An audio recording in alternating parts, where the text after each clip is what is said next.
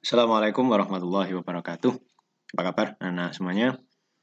Kali ini kita akan belajar membahas penilaian akhir semester 2 ini tahun kemarin sebagai bahan belajar karena sebentar lagi kita akan menghadapi ujian akhir semester atau penilaian akhir semester atau di tempat kita di Sleman dinamakan TKM, tes kendali mutu. Ini PAI dan budi pekerti kelas 1 ya. Langsung saja. Nomor 1. Nabi Idris adalah seorang nabi yang memiliki perilaku. Nah, ini tentang Nabi Idris ya. Kalian nanti bisa baca-baca tentang Nabi Idris. Nabi Idris adalah seorang nabi yang memiliki perilaku rajin belajar ya, sudah jelas ini. 2. Tujuan berdoa sebelum belajar adalah agar mendapat ilmu yang kalau tinggi ya kurang tepat, kalau banyak ya. Kalau sering belajar ya nanti banyak ilmunya, tapi yang paling penting adalah ini. Manfaat, berguna. Jadi ilmunya itu ya berguna untuk diri sendiri, untuk orang lain. 3. Rabbi zidni ilma. Ini sebuah doa.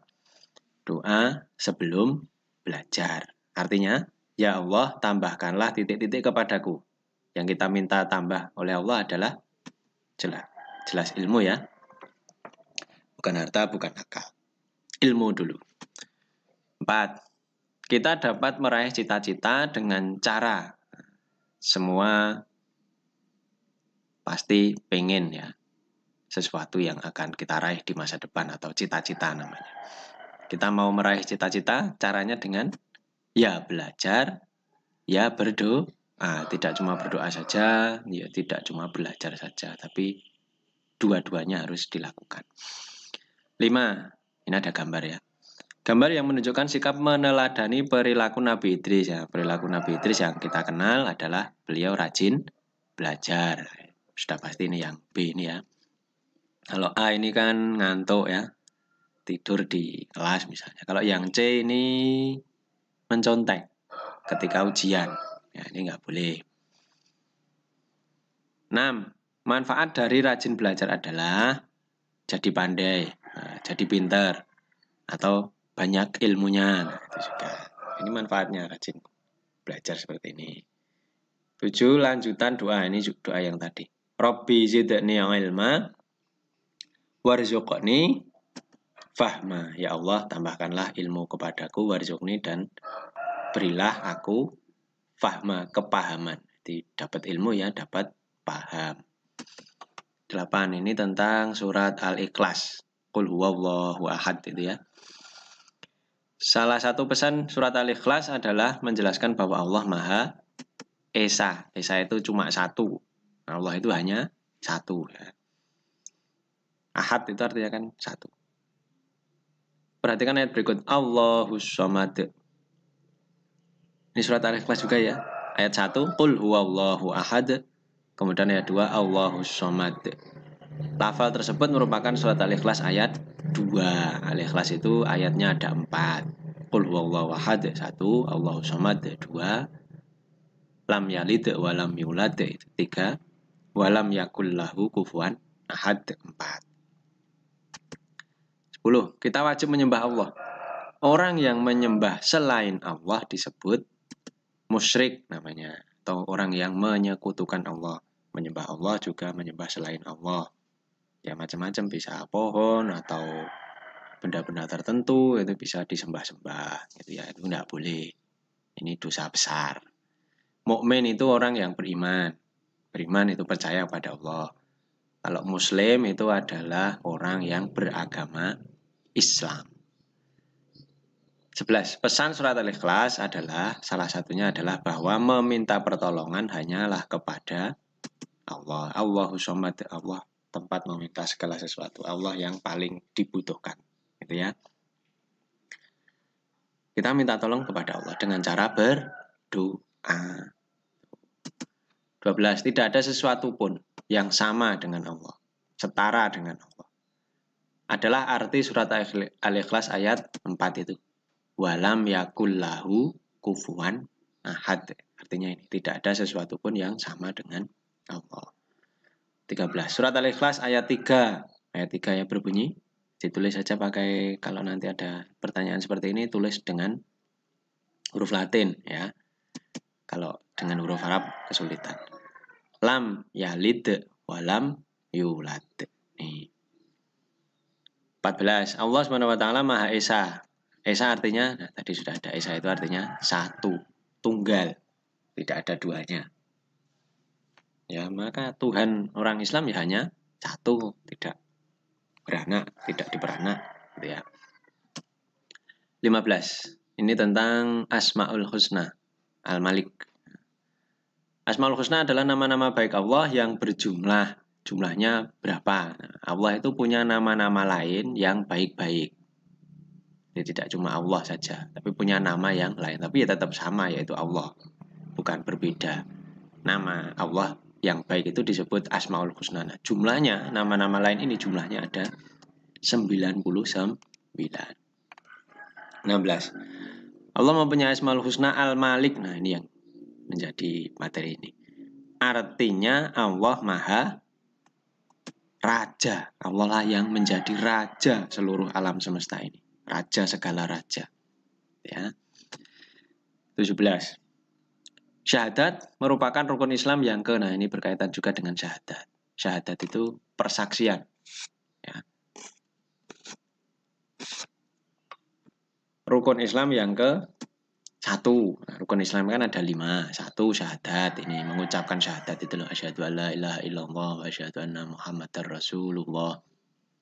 Yang kedua itu sholat. 3 puasa. 4 zakat. 5 naik haji bagi yang mampu. 18. Persaksian bahwa tidak ada Tuhan selain Allah disebut, nah ini persaksian itu ya syahadat ini. Tidak ada Tuhan selain Allah, nah, disebut syahadat tauhid. Nah, syahadat itu dibagi 2. Syahadat tauhid, tidak ada Tuhan selain Allah, bunyinya asyhadu alla ilaha illallah, itu disebut syahadat tauhid. Kalau wa asyhadu anna Muhammadar Rasulullah, itu disebut syahadat rasul. Mengakui bahwa Nabi Muhammad adalah utusan atau rasul dari Allah SWT. Kalau syahadatain itu gabungan dari 2 syahadat ini, disebut syahadatain atau 2 syahadat. Syahadat saja ya. Persaksian, 2 persaksian, 1 tauhid, 2 rasul. Nah, ini yang syahadat rasul. Wa asyhadu anna Muhammadar Rasulullah, disebut syahadat rasul. Ada rasulnya ini. Mengakui bahwa Nabi Muhammad adalah utusan Allah. 20. Allah Maha Raja. Raja adalah penguasa. Allah adalah penguasa. Penguasa apa? Alam semesta, dunia dan seisinya seluruhnya.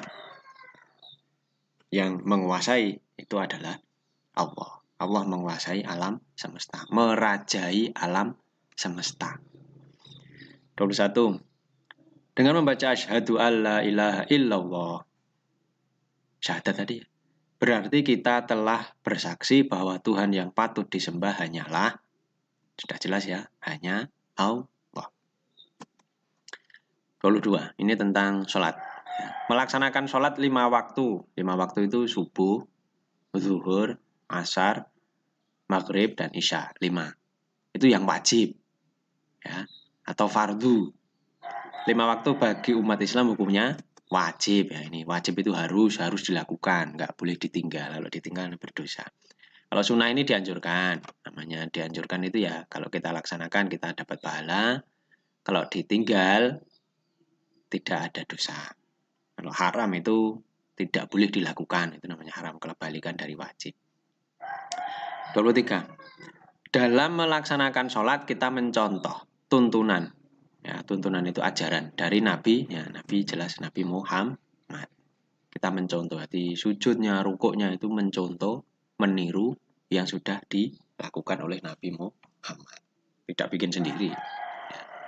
Nabi Muhammad diberi pelajaran atau diberi ilmu itu ya dari Allah SWT melalui malaikat Jibril. Ya, kita mencontohnya Nabi Muhammad. 24. Sholat sudah ditentukan waktunya. Subuh ya pas waktunya subuh pagi gitu.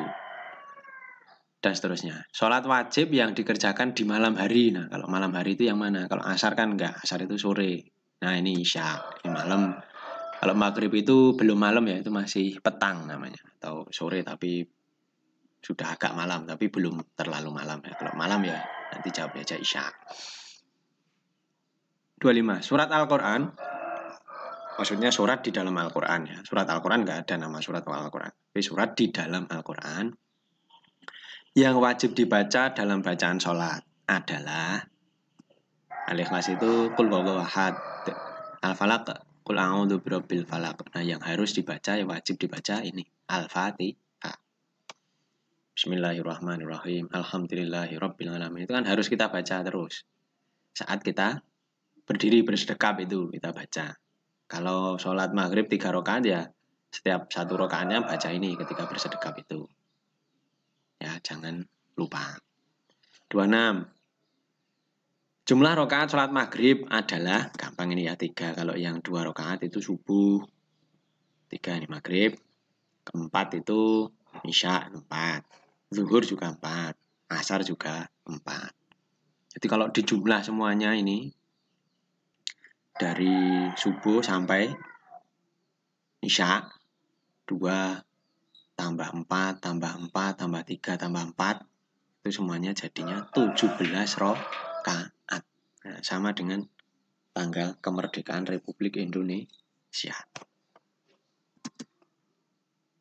27. Sebelum matahari terbit di pagi hari kita diwajibkan melaksanakan sholat subuh. Subuh dulu. Kalau pagi-pagi itu subuh. Tapi jangan sampai terlalu siang ya. Kalau matahari sudah kelihatan tinggi ya, itu sudah habis waktu subuhnya. 28. Mengerjakan sholat secara bersama-sama disebut sholat jamaah atau berjamaah. Ini bagus sholat berjamaah itu. Kalau sholat sendiri pahalanya 1. Tapi kalau sholat berjamaah bareng-bareng di masjid atau di rumah, misalnya kalau ada halangan di rumah dengan ayah atau ibu atau dengan adik atau dengan kakak itu, pahalanya berlipat ganda menjadi 27 kalinya, 27 derajat. Banyak kan? Makanya sholatlah berjamaah. 29. Ini tentang sikap terpuji atau perilaku terpuji. Sebagai anak muslim kita bila bertutur kata itu berbicara, ngomong-ngomong, berkata-kata harus, nah, keras salah ya, jangan keras-keras. Nah ini sopan. Lunak itu empuk kayak seperti permen Yupi itu empuk, lunak ya. Ya, bukan itu yang dimaksud, tapi yang sopan. 30. Apabila kita mendapat nikmat dari Allah, nikmat itu rezeki. Macam-macam ya, mungkin kita mendapatkan kesehatan, kita bisa makan yang enak, bisa tidurnya nyenyak, gitu ya, itu nikmat dari Allah. Harus bersyukur, berterima kasih.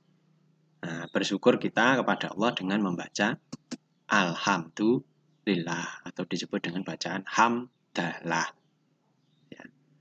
Alhamdulillah itu artinya segala puji bagi Allah. Kita memuji Allah, bahwa Allah itu yang paling ini sebagainya. 31. Keuntungan berperilaku jujur. Jujur ya, mengatakan apa adanya, yaitu jelas ya, disayang Allah. Nggak mungkin dijauhi teman, apalagi dibenci guru. 32. Ahmad, nama orang, berani mengikuti lomba adzan meskipun masih kelas 1. Ahmad memiliki perilaku, nah ini yang bagus. Bukan rendah diri itu malu-malu. Tinggi hati itu sombong. Nah ini yang percaya diri, percaya kepada kemampuan dirinya. Jadi tidak malu-malu, tidak minder. Itu namanya percaya diri. Nah, berani ikut lomba adzan. 33. Nabi Muhammad sering disakiti dan dimusuhi. Disakiti macam-macam ya, Nabi Muhammad itu pernah diludahi, diejek, dihina oleh orang-orang yang membencinya. Nah, Nabi Muhammad sering disakiti dan dimusuhi. Namun terhadap orang yang berbuat salah itu tadi, Nabi Muhammad selalu memaafkan. Nabi Muhammad itu orangnya sangat baik banget. Ya. Selalu memaafkan. Ada yang salah seperti itu, meskipun menyakiti beliau ya, beliau selalu memaafkan. Bahkan mendoakannya agar mendapatkan kebaikan. Tidak pernah Nabi Muhammad itu dendam, memusuhi itu. 34. Apabila mendapatkan rezeki yang banyak dari Allah, nah ini rezeki tadi, nikmat tadi, kita harus bersyukur dengan cara mengucapkan alhamdulillah. Selain mengucapkan alhamdulillah ya, kita juga perlu untuk berbuat kebaikan. Ya, taat kepada Allah itu juga termasuk cara bersyukur, misalnya melaksanakan sholat, ngaji, belajar yang rajin, itu termasuk cara bersyukur, mengungkapkan syukur kita kepada Allah. 35 ini terakhir ya. Sikap yang kita lakukan bila teman yang berbuat salah meminta maaf. Nah ini kita sering ya, namanya berteman ya, ada yang salah, mau sengaja, mungkin tidak ya. Kalau dia minta maaf pada kita, atau kita juga bisa jadi salah, terus kita juga harus meminta maaf. Maka kalau ada yang meminta maaf seperti itu, sikap kita adalah memaafkan, jadi saling memaafkan. Itu baik ya, agar tercipta kedamaian, kenyamanan, tidak bermusuhan atau balas dendam terus ya. Baik, itu saja anak-anak, 35 soal ya. Semoga kalian bisa menjawab dengan baik, nilainya jadi bagus-bagus. Amin. Demikian, Assalamualaikum warahmatullahi wabarakatuh.